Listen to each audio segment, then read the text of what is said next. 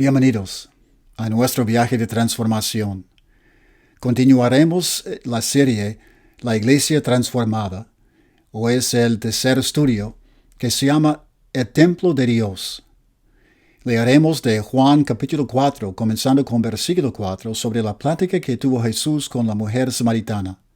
Por favor, de buscar Juan capítulo 4, versículo 4, donde Juan nos registra: como tenía que pasar por Samaria, llegó a un pueblo samaritano llamado Sicar, cerca del terreno que Jacob le había dado a su hijo José. Allí estaba el pozo de Jacob. Jesús, fatigado del camino, se sentó junto al pozo. Era cerca del mediodía. Sus discípulos habían ido al pueblo a comprar comida. En eso llegó a sacar agua una mujer de Samaria. Jesús le dijo: dame un poco de agua. Pero como los judíos no usan nada en común con los samaritanos, la mujer le respondió: ¿cómo se te ocurre pedirme agua, si tú eres judío y yo soy samaritana? Si supieras lo que Dios puede dar y conocieras al que te está pidiendo agua, contestó Jesús, tú le habrías pedido a él, y él te habría dado agua que da vida. Señor, ni siquiera tienes con qué sacar agua, y el pozo es muy hondo. ¿De dónde pues vas a sacar esa agua que da vida? ¿Acaso eres tú superior a nuestro padre Jacob, que nos dejó este pozo del cual bebieron él, sus hijos y su ganado? Todo aquel que beba de este agua volverá a tener sed, respondió Jesús. Pero el que beba del agua que yo le daré, no volverá a tener sed jamás, sino que dentro de él, ese agua se convertirá en un manantial del que brotará vida eterna. Señor, dame ese agua, para que no vuelva a tener sed ni siga viniendo aquí a sacarla. Ve a llamar a tu esposo y vuelve acá, le dijo Jesús. No tengo esposo, respondió la mujer. Bien has dicho que no tienes esposo. Es cierto que has tenido 5, y el que ahora tienes no es tu esposo. En esto has dicho la verdad. Señor, me doy cuenta de que tú eres profeta. Nuestros antepasados adoraron en este monte, pero ustedes, los judíos, dicen que el lugar donde debemos adorar está en Jerusalén. Créeme, mujer, que se acerca la hora en que ni en este monte ni en Jerusalén adorarán ustedes al Padre. Ahora ustedes adoran lo que no conocen. Nosotros adoramos lo que conocemos porque la salvación proviene de los judíos. Pero se acerca la hora, y ha llegado ya, en que los verdaderos adoradores rendirán culto al Padre en espíritu y en verdad. Porque así quiere el Padre que sean los que le adoran. Dios es espíritu, y quienes lo adoran deben hacerlo en espíritu y en verdad. Sé que viene el Mesías, al que llaman el Cristo, respondió la mujer. Cuando Él venga, nos explicará todas las cosas. Ese soy yo, el que habla contigo, le dijo Jesús. Fuera del pueblo de Sicar, en Samaria, Jesús se detuvo en un pozo para tomar agua y tener una conversación con una mujer samaritana que había ido a sacar agua. Jesús sorprendió a la mujer al decirle que si ella supiera con quién estaba hablando, le pediría agua que da vida. Ella no comprendió a qué se refería con agua que da vida, pero llegó a la conclusión de que Jesús debía ser un profeta, porque él conocía detalles de su vida que nadie más sabía. Como era un profeta, ella decidió aprovecharse del momento para hacerle preguntas de mucha importancia espiritual que le preocupaban. ¿Cuál es el lugar correcto para adorar a Dios? Esta pregunta se parece a uno que muchas personas hoy en día hacen. ¿Qué iglesia es la correcta?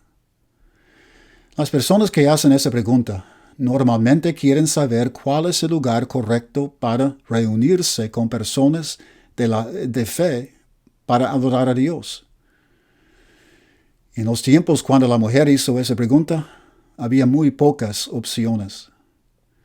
Ella le explicó a Jesús que tenía entendido que los judíos creían que Jerusalén era el lugar para adorar a Dios porque era en donde se encontraba el templo de ellos. Los judíos viajaban desde las regiones más lejanas del Imperio Romano para ir a adorar a Dios en el templo que ellos consideraban el lugar más sagrado del mundo. Ella también sabía que los samaritanos decían que el lugar más sagrado del mundo, en el que debían adorar a Dios, estaba en Samaria, en la cima del monte de Gerizim. Ella quería que Jesús, el profeta, le dijera en dónde debía adorar a Dios. Su respuesta no fue lo que ella esperaba. Él le dijo, créeme, mujer, que se acerca la hora en que ni en este monte ni en Jerusalén adorarán ustedes al Padre. La mujer probablemente pensó, entonces, ¿en dónde? Ella, al igual que otros samaritanos, judíos y personas que a través de los siglos adoraban a Dios o a dioses, tenían la creencia de que debían haber lugares específicos para adorar a Dios.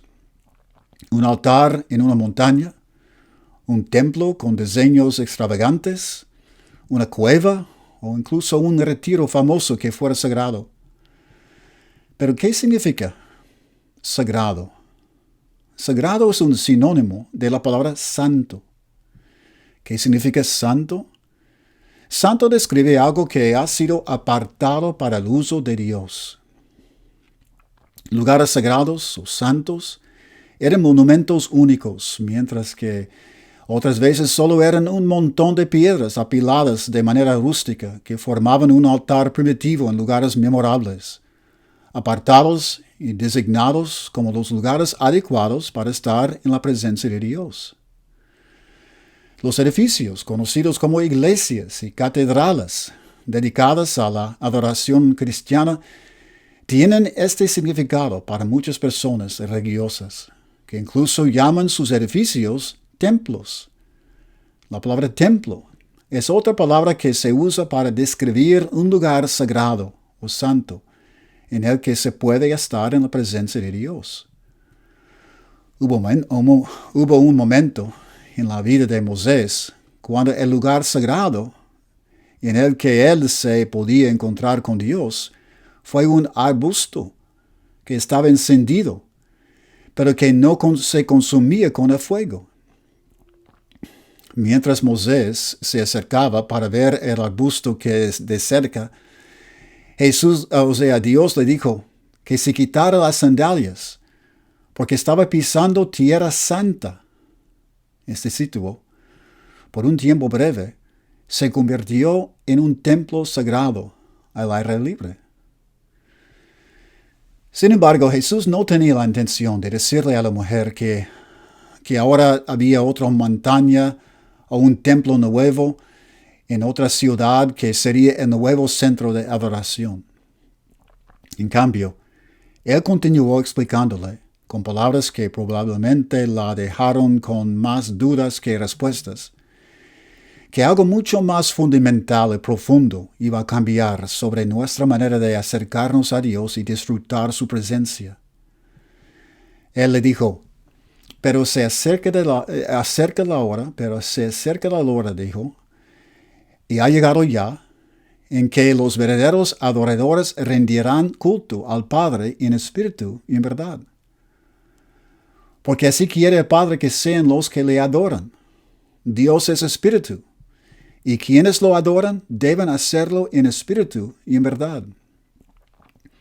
Todos comprenden que adorar a Dios crea preguntas sobre lo que es verdad. La pregunta de la mujer era una pregunta sobre la verdad. ¿Cuál es el lugar en que verdaderamente se tiene que ir a adorar? Lo que la mujer no entendía fue que la adoración debe ser en espíritu.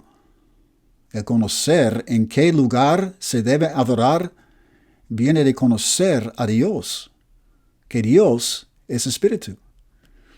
Jesús le dijo a la mujer que Dios es espíritu.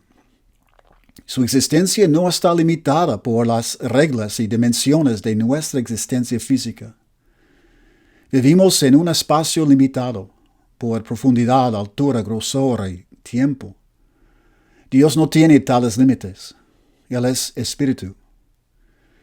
El apóstol Pablo, cuando le habló a un grupo de eruditos y políticos griegos en Atenas, una ciudad llena de templos y altares, dijo: el Dios que hizo el mundo y todo lo que hay en él es Señor del cielo y la tierra.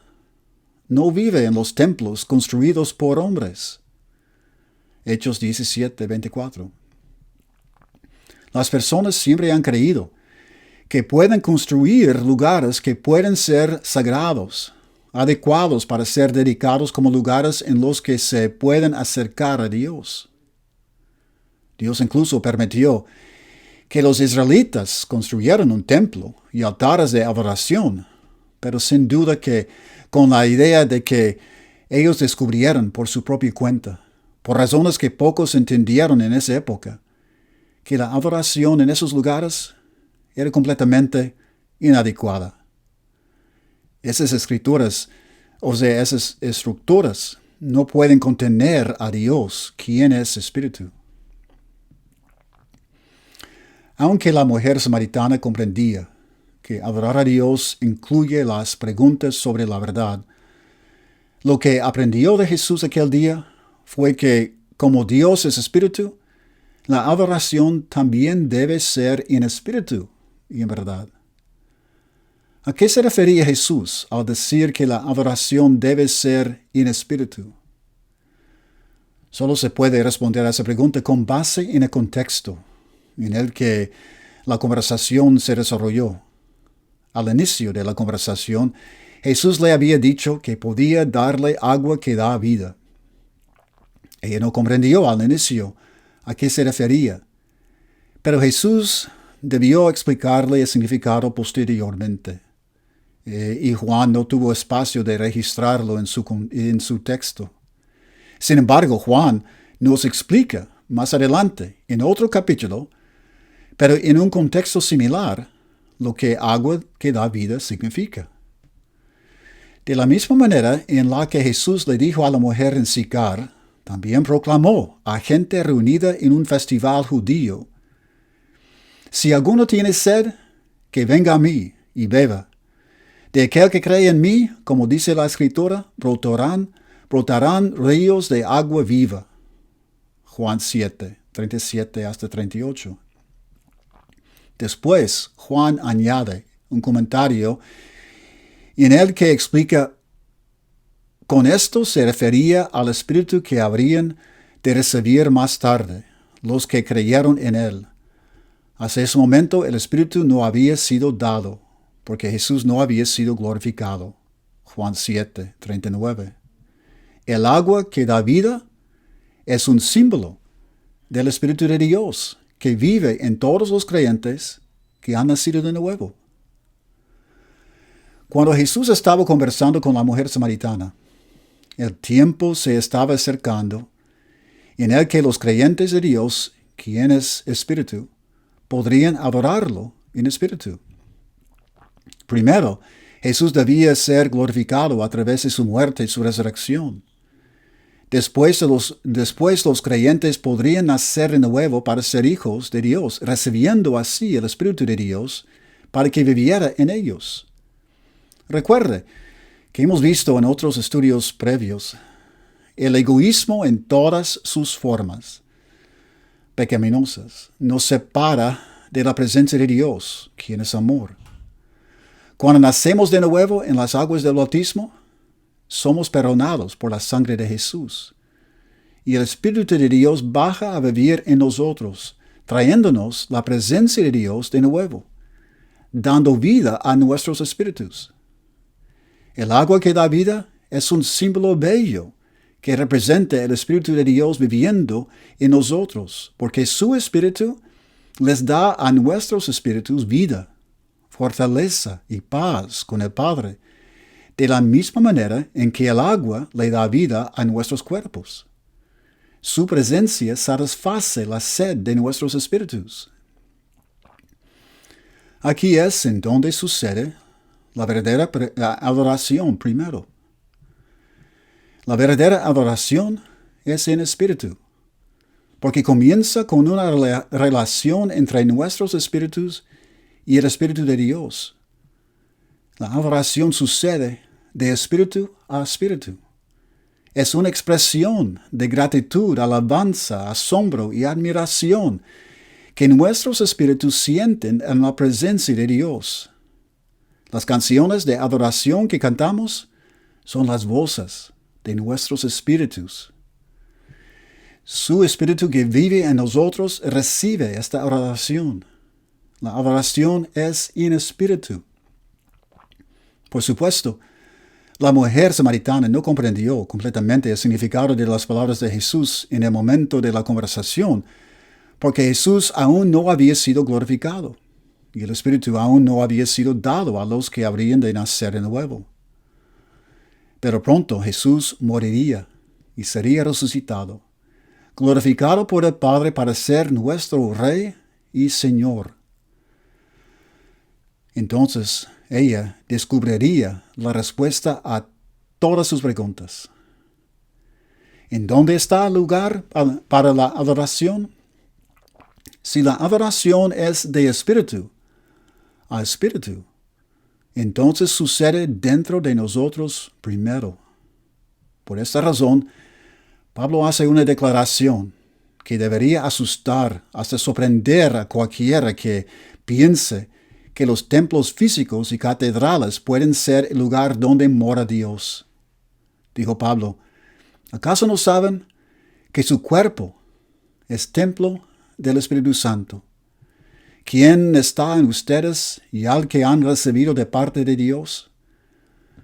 Ustedes no son sus propios dueños, fueron comprados por un precio, por tanto, honran con su cuerpo a Dios. La primera a los Corintios 6, 19 hasta 20.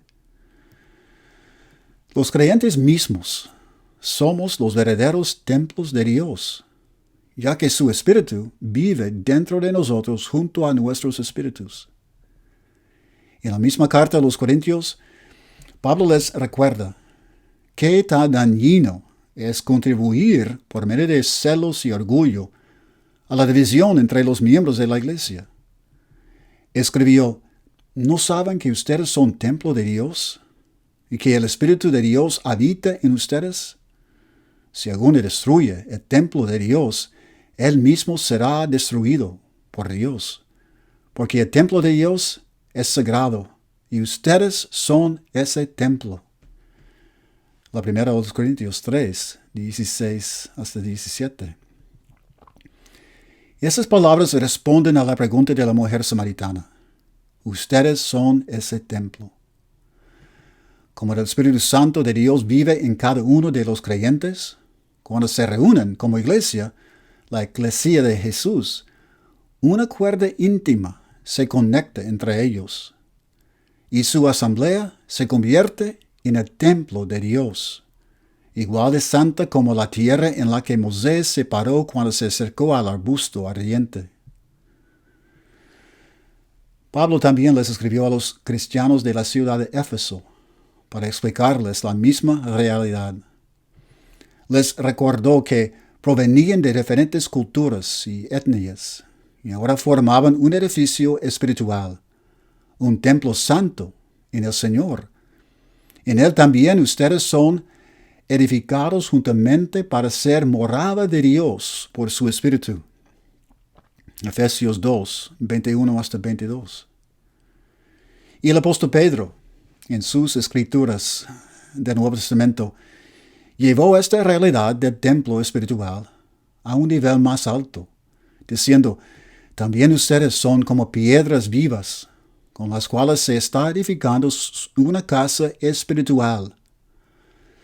De este modo llegan a ser un sacerdocio santo para ofrecer sacrificios espirituales que Dios acepta por medio de Jesucristo. La primera de Pedro 2:5. Los creyentes son el templo de Dios, su casa espiritual.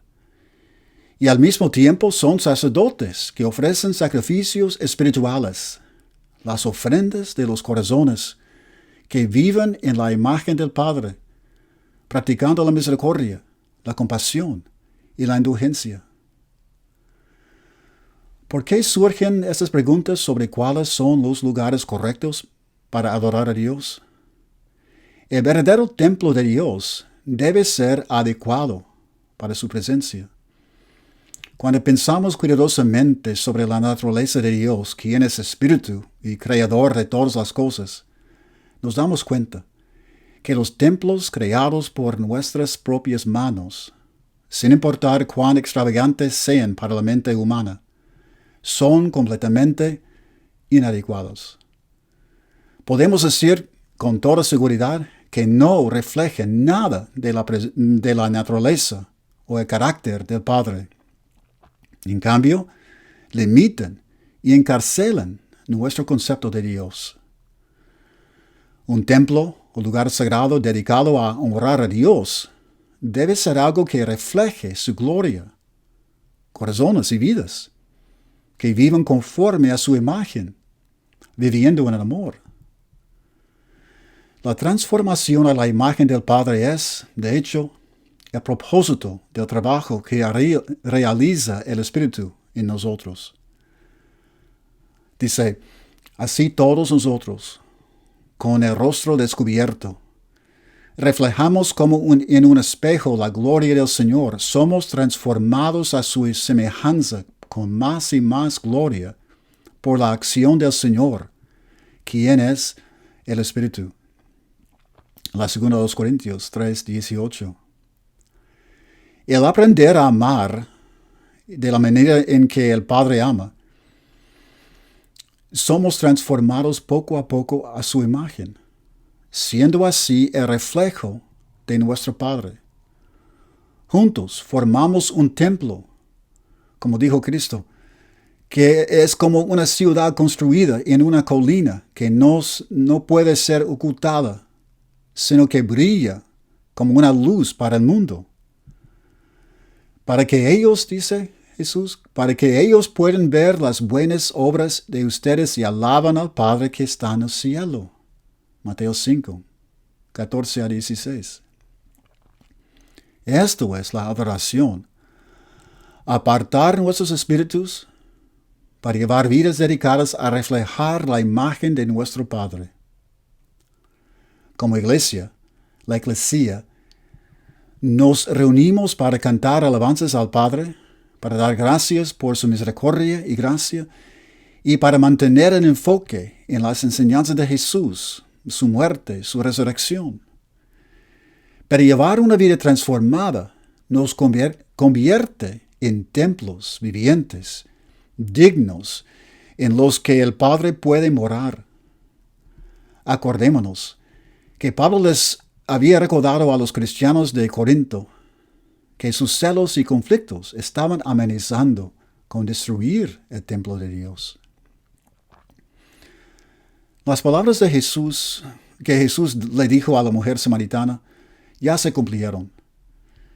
Jesús le dijo que llegaría la época en la que comprenderíamos completamente qué tipo de adorador el Padre busca y en dónde se lleva a cabo la adoración verdadera. Esa época ha llegado. Ahora entendemos que nuestra perspectiva de la adoración determina cómo vemos la iglesia. La iglesia es el templo de Dios. No es un edificio físico, sino un templo viviente.